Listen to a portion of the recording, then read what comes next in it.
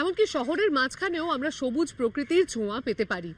জানলার কার্নিশ, বারান্দা, ছাদ কিংবা ঘরের মাঝখানের খালি জায়গাতেও আমরা কিছু না কিছু উৎপাদন করতেই পারি।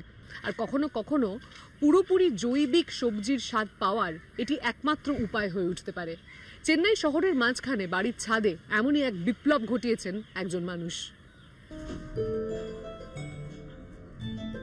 নবীন কুমারের কাছে সবজি চাষের জন্য কোনো জায়গায় ছোট না।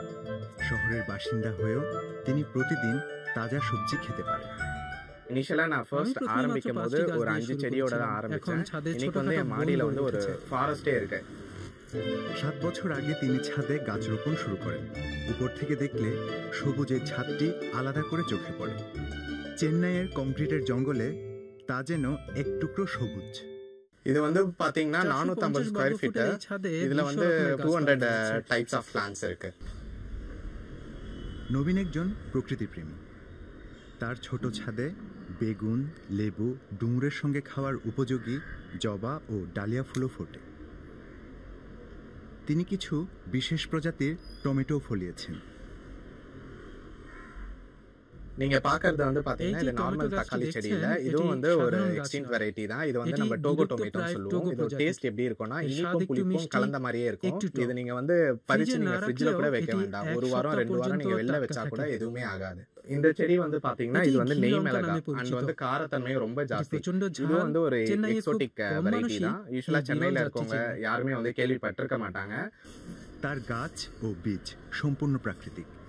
নিজের চাষ করা গাছের বাইরে জৈব চাষীদের কাছ থেকেও তিনি বীজ সংগ্রহ করেন।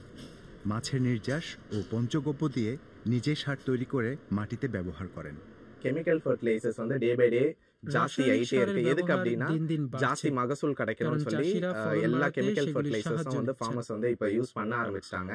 ஸோ ஒன்ஸ் நம்ம அந்த டாக்ஸிக் வெஜிடபிள்ஸோ ஃப்ரூட்ஸையும் நம்ம ரெகுலரா வந்து எடுத்துட்டே இருந்தோம்னா ஹசார்டஸ் டிசீஸ் லைக் கேன்சர்ஸ், அதுக்கப்புறம் வந்து பாத்தீங்கன்னா டயபெட்டிஸ், அதுக்கப்புறம் வந்து பாத்தீங்கன்னா நியூரோவாஸ்குலர் டிசார்டர்ஸ் இதெல்லாமே வந்து ஜாஸ்தி வந்து வரதுக்கான 29 বছর বয়সে চিকিৎসক তার উৎপাদিত গাছ ও বীজ বন্ধুবান্ধব ও অন্যদের কাছে বিক্রি করেন। শক্তিকুমার গত 15 বছর ধরে চেন্নাইয়ে নার্সারি চালাচ্ছেন। নবীনের প্রাকৃতিক সার তার গাছের বৃদ্ধিতে সহায়তা করে। কয়েক বছর ধরে তিনিও এই সার বিক্রি করছেন। শুধু তাই নয়, இப்போ ஒரு 4-5 வருஷமாவே மாடி தோட்டம் আমরা ছাদে বাগান করতে মানুষকে அதுல நாங்க সাহায্য ஆரம்பத்துல করছি। பாத்தீங்கன்னா கம்பெனி விதைகளை தான் প্রথমে আমরা তাদেরকে বাণিজ্যিকভাবে কেনা বীজ দিতাম। அப்புறம் நாட்டு விதைகள் வந்து মানুষ দেশি கஸ்டமரோட বীজের সন্ধান করতে শুরু করে। இவர் தம்பியோட নবীনের কাছে বিরল জাতের বীজ থাকায় আমরা তার থেকে বীজ সংগ্রহ அந்த শুরু விதைகளை করি। வாங்கி நாங்க மாடி தோட்டமும் அமைச்சு ভালোভাবেই চলে যাচ্ছে। நல்லா சக்சஸ்ஃபுல்லா போயிட்டு இருக்கு। নবীন কুমার আরো বেশি মানুষকে ছাদ বাগানের সঙ্গে পরিচয় করিয়ে দিতে চান।